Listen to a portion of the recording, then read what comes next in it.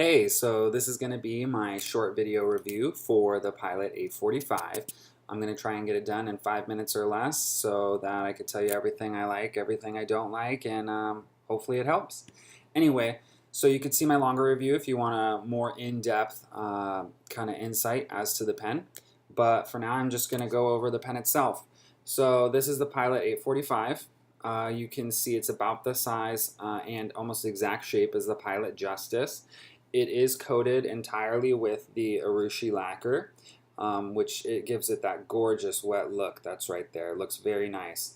It's got a very solid clip with a lot of spring. You put that in your pocket, it's not going to fall out. It's got some pretty wide gold accents, wide gold bands on the cap. That reads Pilot Custom 845, made in Japan.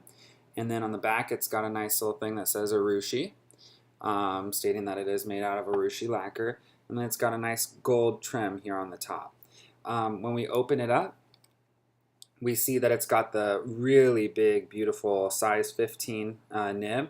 This is in fine. I almost always get fines. And then, unfortunately, the section is not coated with Urushi lacquer, only the pen cap as well as the body. So that's something that does upset me a little bit. You know, not really upset, but I wish they could have just gone the whole way, make it also coated in Urushi lacquer. The feed is just that normal plastic feed that comes in a lot of the Pilot custom lines. Then we open it on up, and we've got this really beautiful Con 70 converter. This one's black, unlike a lot of the other customs. It comes with the silver one, the silver converter. I think the black is a nice touch. I think it makes it really, really nice. I prefer this converter in my other pens, actually. And then you see that the other fittings on the inside are gold as well. So that being said, this pen is very nice. It writes very smoothly.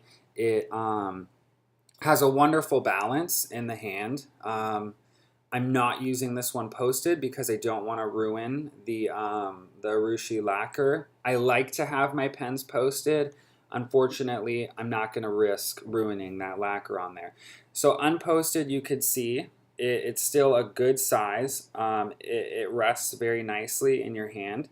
It's got a good balance. I have posted it and I have felt it there too. I like it more. I like the feeling more when it is posted. However, you know, I'm going to pretty much use this unposted. So it's got a great balance. The nib is incredibly smooth, especially for a fine. It's a Pilot nib, so that's really all you have to say about it, you know.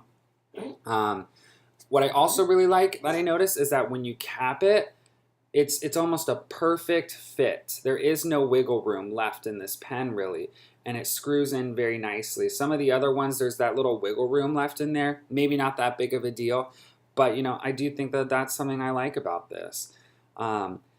Other than that, yeah, I think it's a great pen. It retails for around $500. You can find it cheaper online from like eBay, from a Japanese seller or whatnot. There is one store that offers it in a red, a vermilion. It's a very nice color. However, they're out of stock now. They also will have it in a Falcon nib as well as a Waverly nib. This, again, is just the typical fine Pilot nib, which I really like. All right, let's check out a writing sample.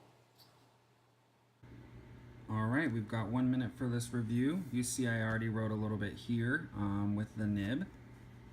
Again, this nib is very smooth.